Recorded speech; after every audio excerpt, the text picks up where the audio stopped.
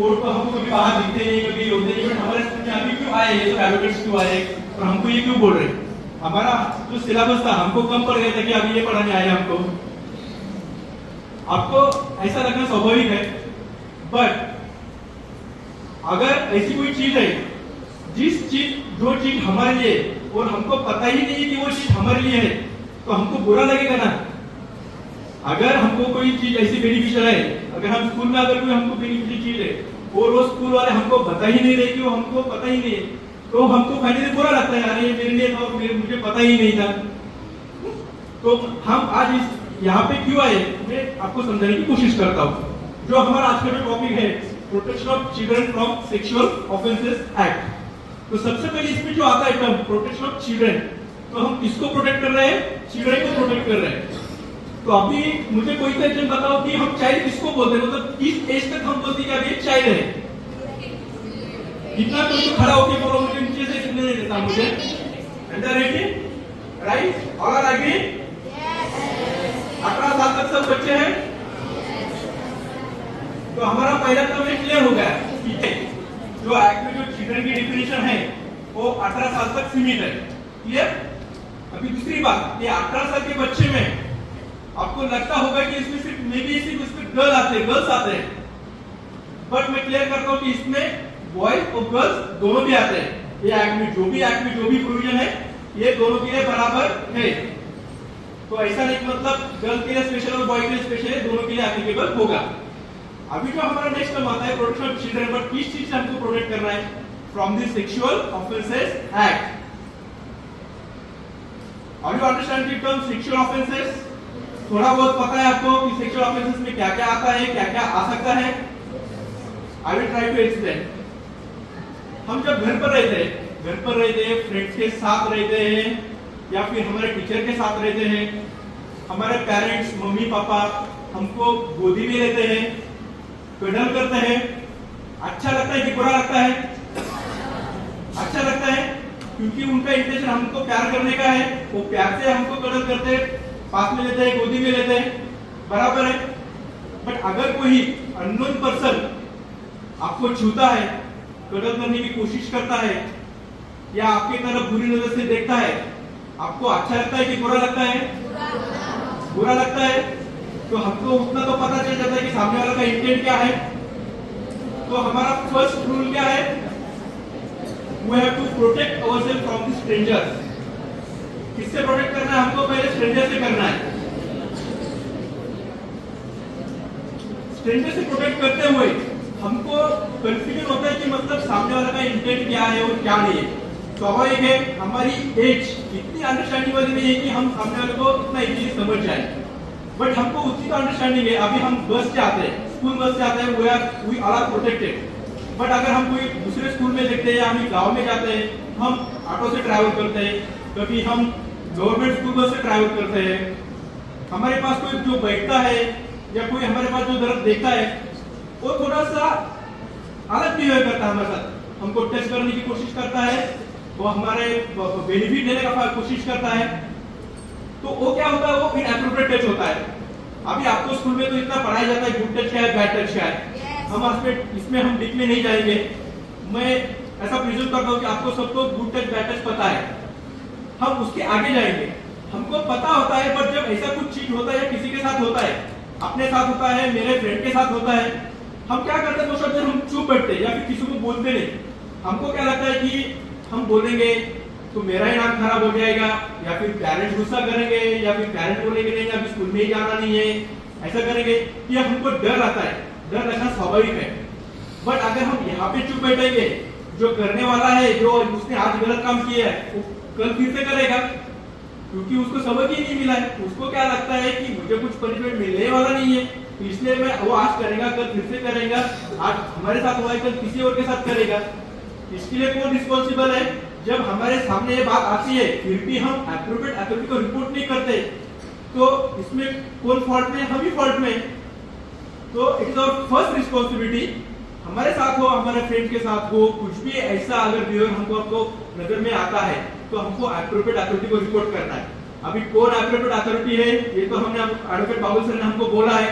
आपको child welfare officer है, helpline number भी आपको दिए, मैं इसके जाके आपको बोलता हूँ, हमारे नजदीक करीब हम सबको जो है हमारे पेरेंट्स रहते हैं, बराबर है। जो भी स्कूल में कुछ अच्छी बात होती है, बुरी बात होती है, हम घर पर जाके पहले घर पर जाते मम्मी के साथ बात करते हैं हम सब जो भी है, मैंने स्कूल में ऐसा किया, मेरा फर्स्ट नंबर आया, मुझे ये प्राइज मिला, हम घर में एकदम हैप्पी हो गया, हम घर पे बोलते हैं। वैसे ही अगर आपको कुछ भी जो है आपको खटकता है, नॉट फ्रॉम द आउटसाइडर, अगर आपको स्कूल में से भी कोई स्टाफ या कोई कुछ भी हो, ऐसा कुछ होता है, तो पहले आपको पेरेंट्स को इन्फॉर्म करो। पेरेंट्स को इन्फॉर्म करने के बाद उनकी रिस्पॉन्सिबिलिटी आगे क्या स्टेप्स लेना है। दूसरी बात, पेरेंट्स के बाद अगर हमको सबसे कोई करीब है तो हमारे करीब है हमारे टीचर्स, हमारे जो गुरु है वो हमारे सेकंड पेरेंट्स ही है। हम अगर आप स्कूल में जब आते हैं तो हमारा ऐसा कोई तो रहता है कि मेरा पर्टिकुलर जो टीचर है बहुत फेवरेट है।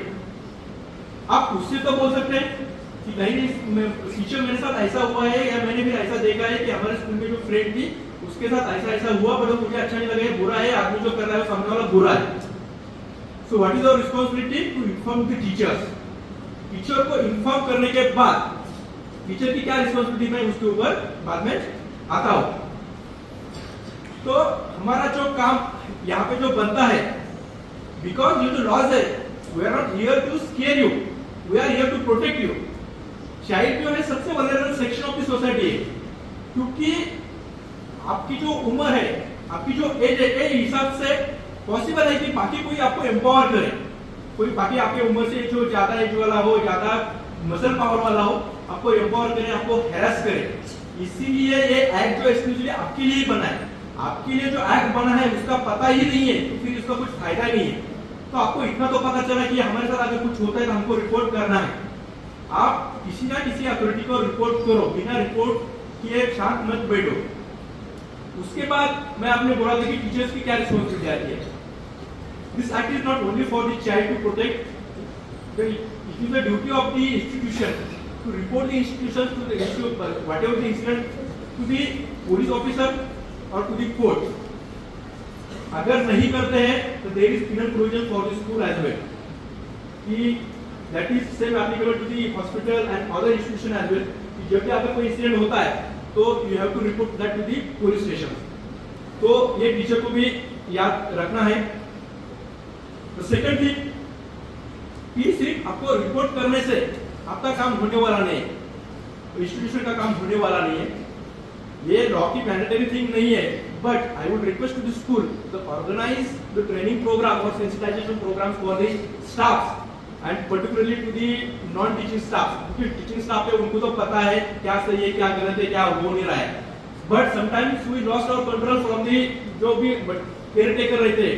अभी ये बच्चे तो ठीक है अभी थोड़े बड़े हैं, इनको पता है कि मतलब क्या है, बट जो छोटे बच्चे हैं वो केयर टेकर जो रहते हैं उनके स्कूल बस में रहते हैं या बाकी जो चीजों पे रहते हैं, तो समटाइम्स वो हैरेस कर सकते हैं, होते हैं। हमने ऐसे इंसिडेंट्स सुने, इसलिए बोला जाता है। तो कॉन्स्टिट्यूशनली सुप्रीम कोर्ट और हाई कोर्ट बोल रहे हैं कि आप ऐसे सेंसिटाइजेशन प्रोग्राम अरेंज करो जो कि हमारा स्टाफ है उनसे अच्छे से बिहेव करो। आपने रिसेंटली अभी मुंबई का भी इंसिडेंट सुना होगा कि उसमें जो केयर टेकर है उसको एक 6 साल से उससे भी नीचे की बेटी से उसको थोड़ा हैरेस किया था, सेक्सुअली हैरेस किया था, तो उसके ऊपर केस चला था। तो ऐसे इंसिडेंट्स है, इसलिए मैं बोल रहा हूँ कि आपको हमारी भी रिस्पॉन्सिबिलिटी बनती है टू प्रोटेक्ट द चिल्ड्रन। आपकी नहीं बनती, मेरी भी बनती है, सबकी बनती है। एज अ सिटीजन तो है, बट ये इंस्टीट्यूशन में हमारे पास जो बच्चे हैं, क्योंकि बच्चे इतना टाइम घर पर रहते हैं, उसके बाद सेकंड टाइम जो हमारे पास ही रहते, तो ये हमारी रिस्पॉन्सिबिलिटी है कि उनको प्रोटेक्ट किया जाए। तो आज का जो प्रोग्राम का जो उद्देश्य था कि एटलीस्ट आपको हम यहाँ पे आपको एक्ट पूरा एक्ट क्या है या लॉ क्या है हम ये आपको सिखाने के लिए नहीं है, और हमारा वो काम भी नहीं है, मतलब उनकी उसकी जरूरत भी नहीं। हमको इतना तो पता है, मतलब कोई चीजें बेसिक पता हो रही है हमको। अभी आप कोई मोटरसाइकिल ड्राइव करता है क्या आपके यहाँ से? कोई मोटरसाइकिल या स्कूटी कोई ड्राइव करता है? कौन करता? हाथ ऊपर करो। एक मिला, 2 मिले,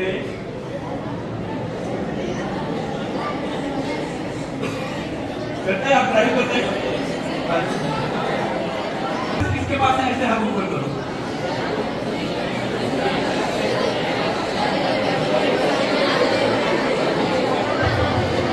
एक मिनट मैं आपको मैंने जब पूछा कि ड्राइविंग कौन करता है तो बहुत सारे हाथ हाथ ऊपर हो गए, पर जब मैंने पूछा कि ड्राइविंग लाइसेंस किसके पास है तो किसी का हाथ ऊपर नहीं आया।